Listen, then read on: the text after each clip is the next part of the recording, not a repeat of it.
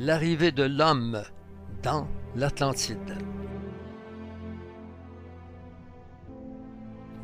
Le temps de l'école des anges allait arriver à sa fin et Dieu réaliserait la suite de son plan pour la terre avec la création de l'homme.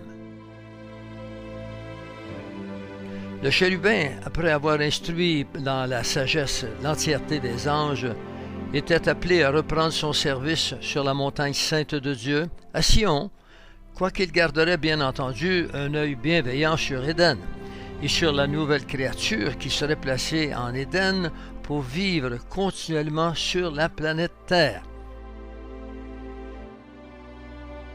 L'homme, contrairement aux anges, serait une créature mortelle, et à cause de cela, il lui fut donné de se reproduire afin qu'elle perpétue sa race sur la terre. Aussi, une femme fut créée à ses côtés, comme pour les animaux de la terre, créés à la fois mâles et femelles. Le chérubin avait longuement expérimenté l'existence de la vie dans un corps de chair. Il fut établi comme un guide pour l'homme, afin d'intervenir dans les affaires humaines et d'amener l'humanité à la connaissance du Créateur et de faire de la terre un lieu imprégné de la volonté du Créateur où régnerait paix et harmonie. L'homme fut donc doté d'une intelligence semblable aux anges, et comme les anges avant lui, il fut à la ressemblance de Dieu. Toutefois, s'il fut créé mortel à l'origine, sa mort viendrait comme par un profond sommeil, et en étant pleinement rassasié de jour, si toutefois il veillait à marcher d'après les vertus qui lui furent enseignées tout au long de son existence.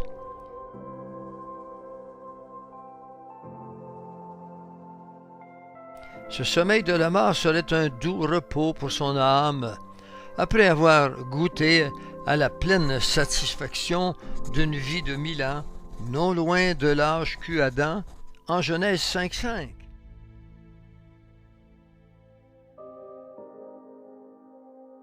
Face à la création de ce nouvel être et refusant de prendre sa place sur la sainte montagne, auprès du Créateur, le chérubin commença à ressentir un intérêt nouveau, celui de vouloir s'emparer des privilèges qui furent donnés à cet être. Car s'il fut mortel, à l'homme il fut donné le pouvoir de posséder un trône sur la terre et un royaume, tout comme Dieu en possède un dans les cieux. Il lui fut donné aussi le privilège d'être roi et de dominer sur la création, ainsi que le privilège à travers la femme d'engendrer une lignée et une race qui se perpétuera sur la terre. L'homme était un être générationnel.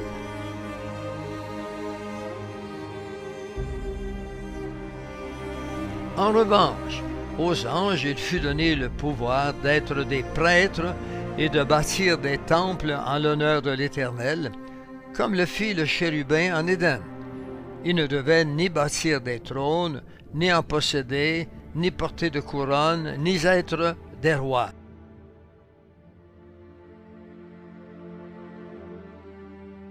Cependant, il leur était permis, en tant que prêtres, de désigner et oindre les rois, puis de les introduire afin de montrer quel fut le choix de Dieu sur celui qu'il appelait à porter la couronne.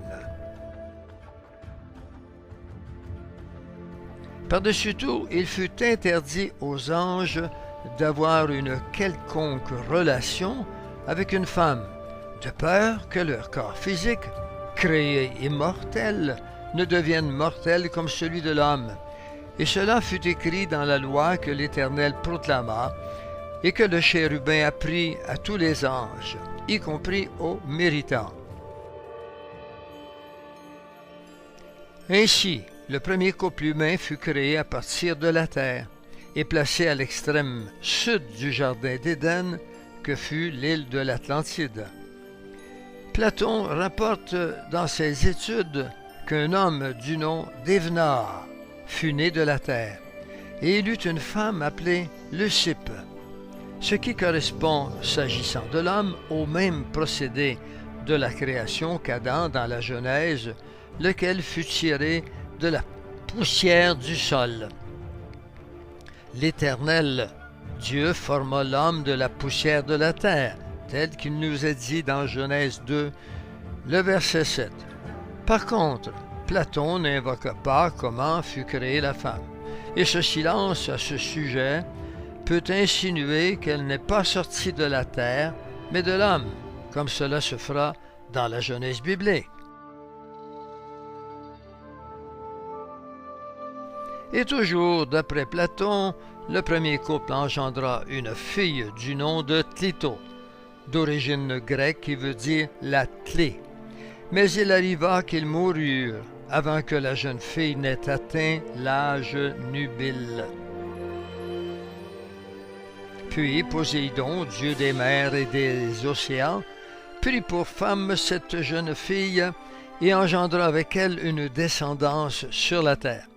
Chose curieuse, ce philosophe grec n'invoque rien au sujet de la cause de la disparition des parents de la jeune fille, quand il nous fait pourtant savoir ce que fut le dieu Poséidon, qui avait reçu en partage cette terre où vivait ce couple, c'est-à-dire l'île de l'Atlantide. Mais l'information que nous donne Platon est tout à fait révélatrice, car on peut se demander pourquoi les parents de Clito moururent au moment où la jeune fille atteint l'âge nubile, qui est l'âge de procréer. C'est parce que, justement, c'est le don de procréation de la jeune fille que visait le chérubin, dont nous établirons du reste qu'il est le dieu Poséidon.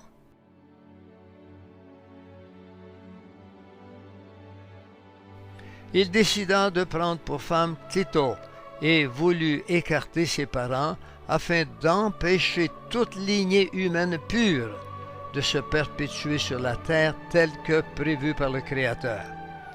Car il serait seul avec cette dernière, seul pour engendrer une progéniture qui serait la sienne, puis de bâtir son royaume. C'est ainsi que l'ange convoita la jeune fille, voulant ouvrir une lignée de rois sur la terre, dont il serait bien sûr le premier de la lignée et le père. Mais au-delà, il se voyait devenir le père de plusieurs générations sur la terre, comme la promesse que Dieu fit à Abraham par serment en Genèse 22, entre les versets 15 à 18. Il désirait donc la jeune femme, pensant que si elle était restée seule, il pourrait perpétuer librement une race royale sur la terre, c'est-à-dire des fils ayant la royauté et la domination sur cette terre. Ainsi, au travers de cette lignée, son nom demeurerait glorieux sur la terre. Alors, il tua le premier couple humain, Évna et Leucippe, et prit pour femme leur fille, la jeune Clito.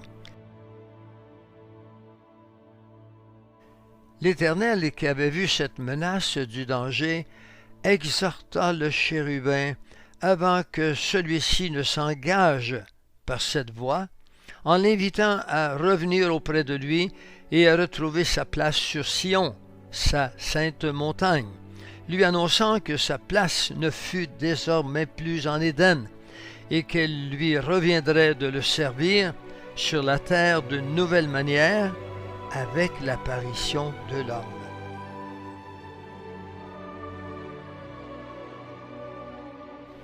Mais le chérubin ne fut pas prêt à remonter vers Sion.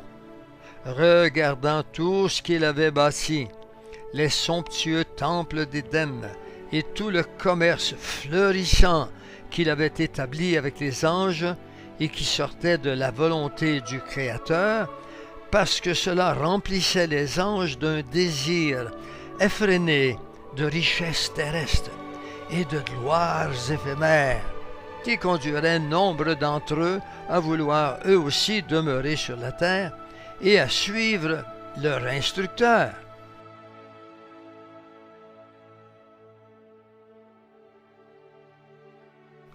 Loin de vouloir servir son Créateur, le chérubin assassina donc le premier couple humain et brava l'interdit fait aux anges en s'unissant à la jeune fille, Clito.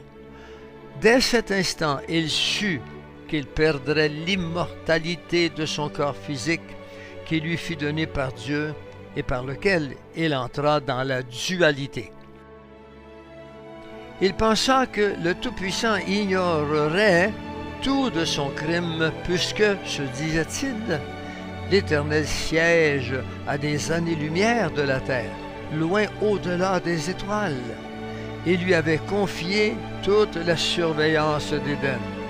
Et puisque, devenu méritant, les nouvelles d'Éden parvenaient au Créateur uniquement par ses rapports. Mais lorsqu'il fallut rapporter au Créateur la disparition du premier couple humain, il mentit en rapportant qu'ils moururent tous deux par l'attaque d'une bête sauvage, un dragon, comme firent les frères de Joseph, qui dirent à leur père Jacob qu'une bête sauvage avait dévoré Joseph, ceci afin d'écarter Joseph de sa position auprès de leur père. Il fut en effet le seul capable d'exciter le dragon et de l'arrêter. Il ajouta dans son rapport être parvenu juste à temps pour protéger la jeune Clito de ce drame.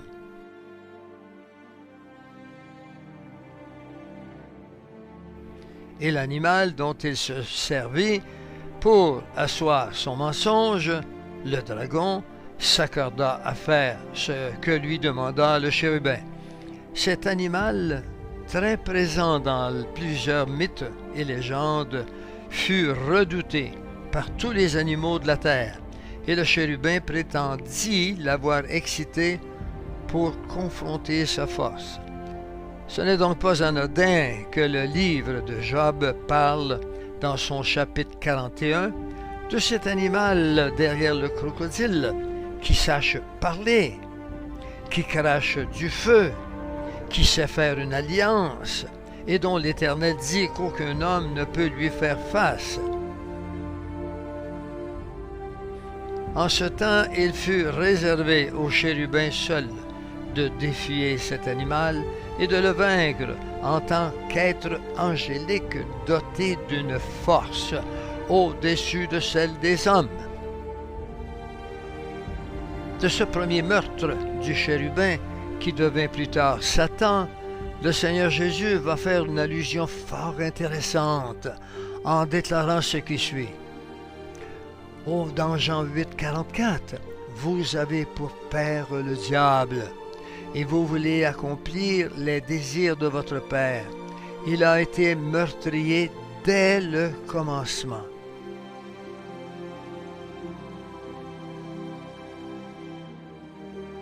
Dans ce verset, l'insistance sur le mot « père » s'agissant du diable révèle que cet ange a convoité la procréation et voulu se doter d'une descendance.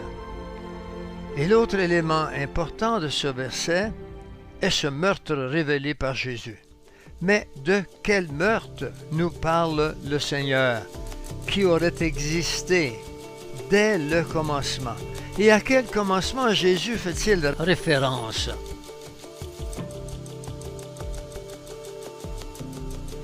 Il va de soi que le commencement évoqué par Jésus fait référence à la création du monde en Genèse, notamment aux 6 premiers jours, au terme desquels apparaîtra notre monde, jusqu'à la création d'Adam. Genèse 1, 3 à 31. Car le commencement s'acheva au 7e jour de la création, lorsque l'Éternel se reposa de toutes ses œuvres. Dans Genèse 2, entre les versets 1 et 2. Se peut-il donc que le chérubin soit déjà meurtrier dès ce moment? Tel que nous l'indique le Seigneur, avons-nous vraiment compris cette parole de Dieu? Le dictionnaire définit meurtrier comme celui qui cause la mort de plusieurs personnes. Et cela signifie que le chérubin avait déjà donné la mort à au moins 2 personnes, aussitôt que débuta la création de notre monde, dès Genèse 1-2. L'utilisation des termes meurtriers dès le commencement par notre Seigneur révèle que la création de toute vie sur la terre en Genèse 1-3 débuta par un contexte précis, celui de l'enregistrement de plusieurs meurtres. Et le mot « dès », signifiant « aussitôt que », implique que, bien avant Adam et Ève, créés pourtant immortels, existaient déjà des humains mortels qui furent tués par le chérubin, et ce, avant Genèse 1-2. En effet, parler d'un meurtrier aussitôt que débuta la création revient à sous-entendre l'existence d'êtres mortels, avant ce commencement même, avant le commencement de la création de notre monde à partir de Genèse 1-2. Et cette parole de Jésus peut être considérée comme une preuve dans les Saintes Écritures qu'il existait déjà des humains mortels avant Adam. C'est ainsi que, par le meurtre qu'il commit et par cette violence qu'il manifesta, le chérubin pécha. Et le prophète Ézéchiel nous le confirme.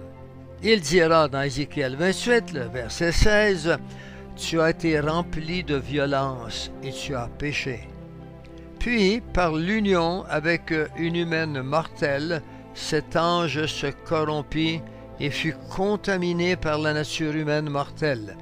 Lui qui fut créé immortel d'esprit et qui reçut un corps immortel au moment d'entrer dans la dualité, allait désormais perdre cette immortalité de son corps pour devenir, à l'instar de l'homme, sujet à la mort.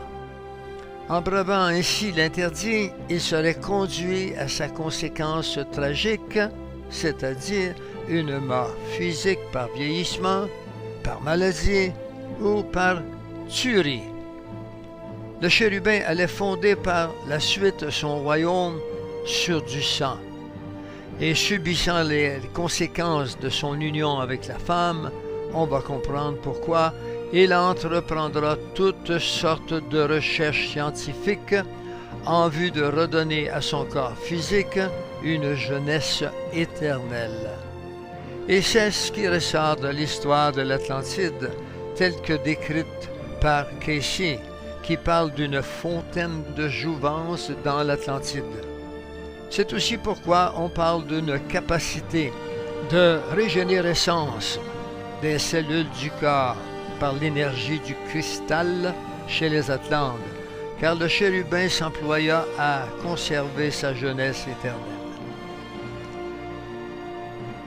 L'union du chérubin à la jeune Clito a certainement inspiré la mythologie nordique de l'Europe, avec les récits de l'écrivain anglais Tolkien, parlant d'êtres immortels appelés les elfes, qu'il faut entendre là, aussi comme anges, qui vivaient avec les hommes à un temps sur la terre, lorsqu'une femme elfe, c'est-à-dire immortelle, épousa un homme mortel et perdit son immortalité.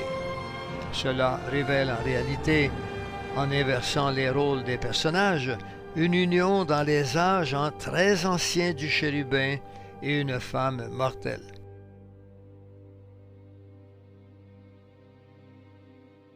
C'est aussi pourquoi l'apôtre Paul, disciple de Jésus-Christ, éveille notre attention sur ce qui a dû se passer avant qu'Ève fût créée dans le jardin, en déclarant que Dieu créa la femme avec de longs cheveux pour lui servir de voile à cause des anges.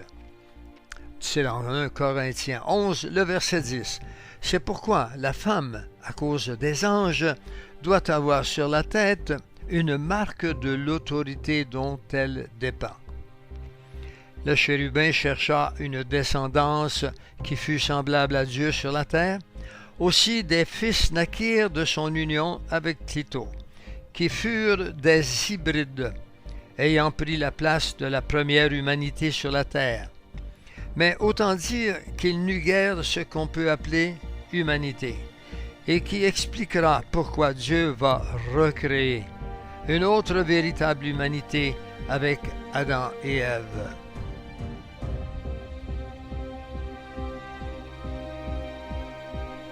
Si le chérubin voulait être comme Dieu sur sa montagne dans les cieux, il fallait au chérubin posséder un royaume sur la terre, c'est-à-dire se doter premièrement d'une cité, puis, ce qui était tant essentiel à tout royaume, se doter d'un trône sur la terre.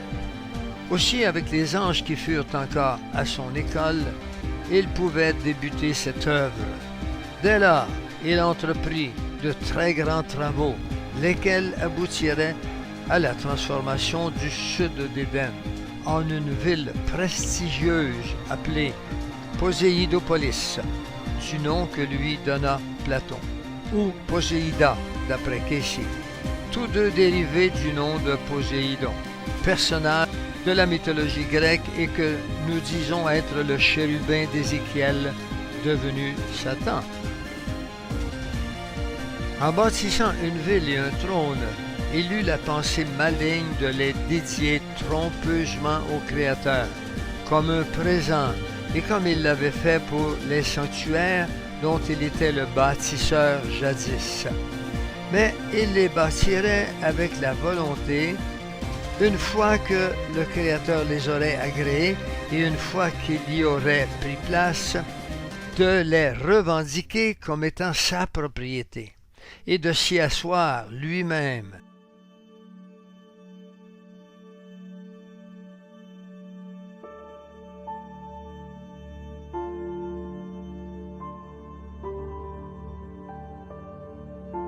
De cette manière, il serait vu comme siégeant sur un trône arraché au Créateur et serait considéré par tous les anges comme ayant réussi à détrôner Dieu sur la terre.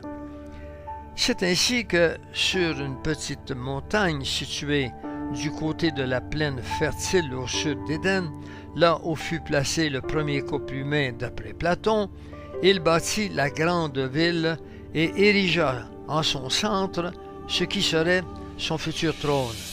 Au centre de la ville, il érigea un temple où fut introduit le prestigieux trône qu'il avait bâti et qu'il dédia au Créateur en l'invitant à y siéger par des sacrifices. Mais le chérubin ignorait en ce temps-là que depuis son trône dans les cieux, le regard de l'Éternel perçait même les pensées les plus secrètes de toutes ses créatures. Le Créateur voyait celui qui pensait se servir de la ville et de son trône pour être son égal, voulant s'attirer toute la gloire qui lui est due en tant que Créateur et désirant que ses anges lui vouent désormais un culte d'adoration à lui. La ville achevée fut une merveille architecturale, mais le Créateur, sachant les crimes du chérubin contre le premier couple et le vol de leur fille pour avoir une descendance, n'agréa pas la dédicace de la ville, et encore moins celle du trône qu'il bâtit trompeusement en son honneur. L'Éternel ne se manifesta pas lors de la dédicace de la ville, du trône qui cachait des desseins sombres et inavoués. Il n'agréa pas l'offre de ce siège comme présent et refusa d'y siéger, ce qui remplit l'ange de colère, car il ignorait que l'Éternel du haut des cieux, où il résidait, lisait les intentions cachées de ses créatures les plus secrètes fussent-elles. Puis il exigea publiquement que, désormais, tous les autres anges présents sur terre lui offriraient des sacrifices annuels de taureaux et qu'ils se prosterneraient désormais devant lui. Et ce fut en cette circonstance qu'il se déclara Dieu sur la terre. En Ézéchiel 28, 2, il nous est relaté « Tu as dit, je suis Dieu, je suis assis sur le siège de Dieu au sein des mers. » Comment comprendre que le chérubin dit être assis sur le siège de Dieu et non pas sur le trône de Dieu? Ah, Dieu ne peut avoir de siège. Le Tout-Puissant ne dispose que d'un trône. Alors, d'où vient ce siège? En effet, aucun texte des Écritures saintes ne présente le Créateur Tout-Puissant assis sur un siège, mais bien sur un trône, ce qui soulève des interrogations. Le siège de Dieu évoqué par l'ange comme étant celui du Créateur n'est certainement qu'une imitation du trône céleste, bâti par la sagesse de l'ange sur la terre. À cette déclaration, il apparaît que son ambition connut là un début de réalisation. Et il convient de rappeler encore une fois que la localisation de ce siège au sein des mers confirme bien qu'au moment de faire cette déclaration, le chérubin se trouva non pas dans les cieux, mais sur terre. Cependant, le chérubin n'allait guère s'arrêter là, refusant désormais de rendre tout culte à Dieu, et au sommet de la richesse et de la gloire en Éden, il se déclara roi souverain sur la terre et s'assit sur le trône qu'il avait érigé depuis donna à la ville son propre nom. Il nous est dit dans Jean 5, 19 que le monde entier est sous la puissance du malin.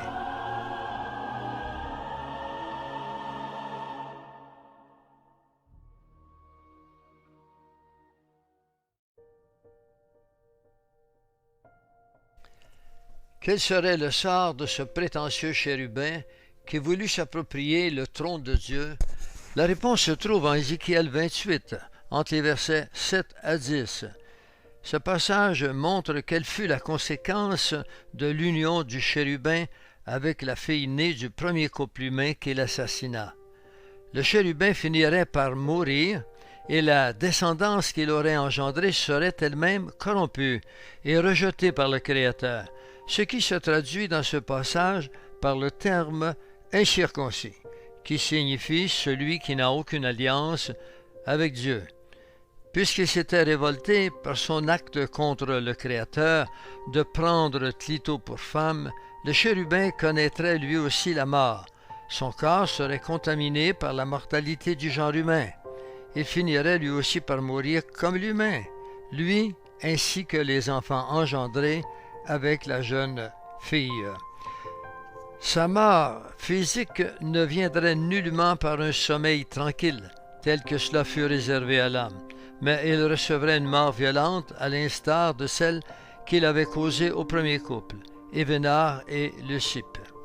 La violence de la mort décrétée par l'Éternel serait à la hauteur du crime dont il avait été l'auteur et dont il était le père sur la terre, et la descendance qu'il engendra de son union à cette fille serait indigne de l'Éternel et connaîtrait elle aussi le même sort. Ézéchiel 28 nous le dit comme ceci: « Tu mourras comme ceux qui tombent percés de coups au milieu des mers. » Ézéchiel évoque cette descendance corrompue à travers le terme incirconcis, ou encore ceux qui tombent percés de coups, montrant qu'une telle descendance fut indigne de la création de Dieu, puisque née contrairement à la pensée de Dieu. Et quoiqu'ayant une apparence humaine, il n'était pas de la race de l'homme, mais d'une race hybride, mi-ange, mi-humaine. Ici également, le terme incirconcis montre clairement que l'Éternel ne vise nullement le roi de Tyr du sud du Liban, car comment supposer que le roi de Tyr fût circoncis? En outre, ce terme incirconcis traduit aussi l'existence d'une race hors du plan de Dieu, d'une race impie, mi-ange, mi-homme, et qui ne fut guère considérée comme créature de Dieu, laquelle subira donc la mort et le rejet de l'Éternel. le chérubin fut en définitive incapable, en dépit de toute sa sagesse et sa beauté, d'atteindre le rang de Dieu, ce qu'un seul, Jésus le Christ, réussira des millénaires plus tard sur la terre refaite pour l'homme. À l'inverse, qui est considéré comme circoncis, c'est la race humaine pure, selon la pensée de Dieu, qui descendrait du premier couple d'Éden. Mais cette race fut comme avortée au profit de la race hybride et impie. Celle-ci, au contraire, était reconnue par Dieu. Tandis qu'Ézéchiel parle des incirconcis pour désigner la race mi-ange, mi-homme rejetée par Dieu, Isaïe va les appeler quant à lui la race des méchants. Dans Isaïe 14, au verset 20, il nous dira « On ne se souviendra plus de la race des méchants ». Le Créateur décréta donc une mort des plus violentes pour le chérubin, après le crime odieux qu'il avait mis et la violence dont il avait fait preuve. Ézéchiel 28, tu mourras comme ceux qui tombent percés de coups au milieu des mers. Si on prend cette histoire de la race hybride mi-ange, mi-homme, on comprend les récits de Tolkien, qui évoquent une race appelée homme, semi-homme ou hobbit, qu'on identifie comme ces êtres mi-homme, mi-ange, et à ce titre, cette mythologie scandinave rejoint le récit caché de la Bible avant la création de notre monde descendu d'Adam et Ève.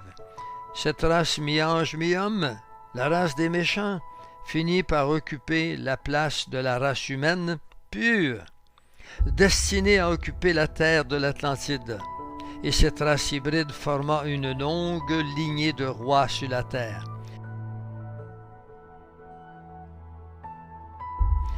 L'Éternel montre que cette race hybride corrompue domina sur toute la terre.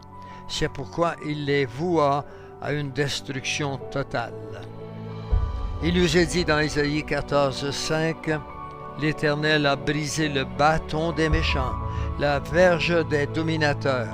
On ne parlera plus jamais de la race des méchants. »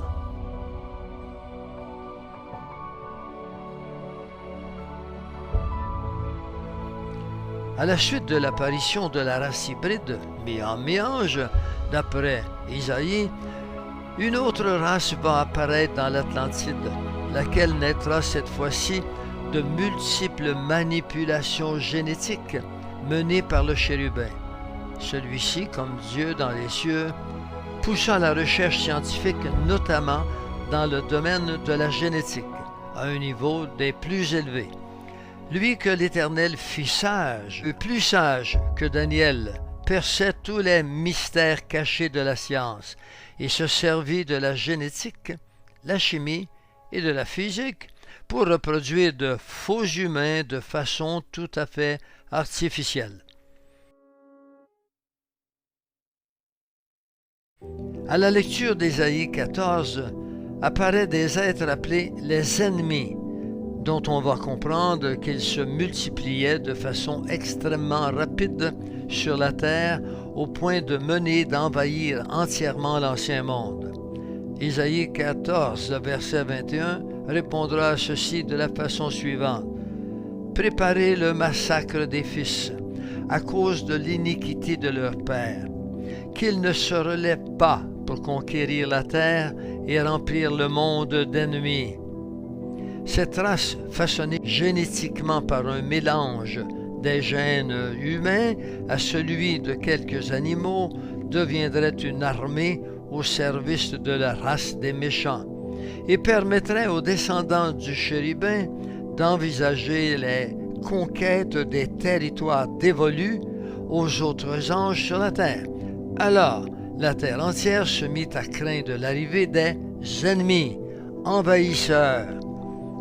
Ce sont ces ennemis qui sont devenus ces esprits que nous appelons aujourd'hui du nom de démons. Les démons sont uniquement des esprits issus des créatures génétiquement façonnées par le chérubin, qui avait rempli l'ancien monde pré-adamique Ils sont aujourd'hui déployés dans le monde entier sous les ordres de Lucifer, pour nuire au monde des hommes. C'est la raison pour laquelle Jésus nous donna le pouvoir de dominer sur eux et recommanda de les chasser. Cela est réservé à nous qui faisons allégeance au Créateur en tant que notre Roi et Seigneur.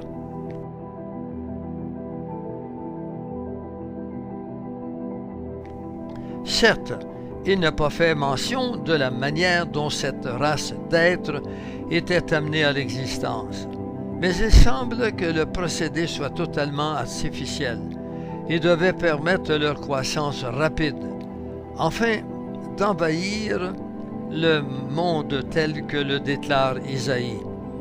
Il le dira au chapitre 14, 21, qu'il ne se relève pas pour conquérir la terre et remplir le monde d'ennemis.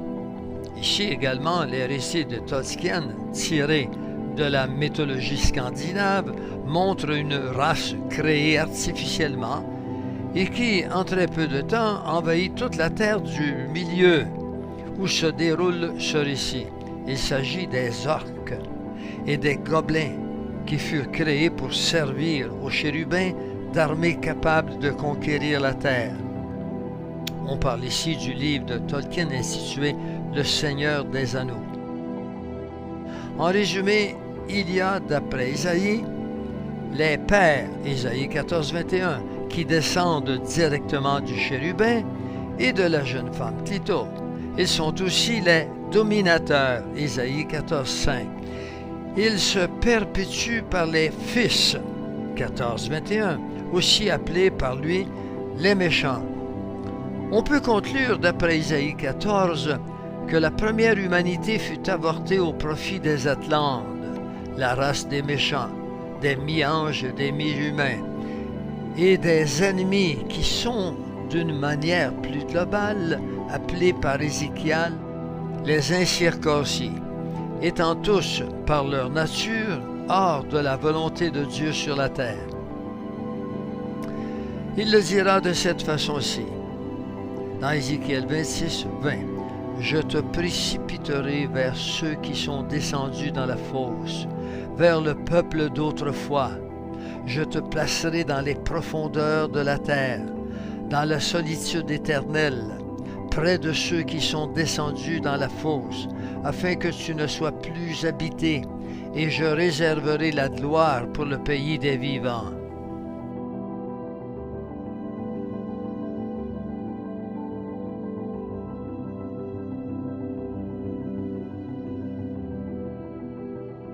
Chers eschatophiles et théophiles, ici se termine ce 4e épisode sur l'arrivée de l'homme au sein du continent perdu de l'Atlantide. Pour approfondir ce mystère jamais élucidé depuis des siècles et millénaires, demeurez avec nous, car nous vous reviendrons très bientôt, rendant ce sujet de plus en plus intéressant. Nous vous rappelons aussi que vous pouvez vous procurer les ouvrages du pasteur et auteur Éric Loambert, dont les coordonnées se retrouvent sous le descriptif de chaque vidéo. D'ici là, soyez richement bénis.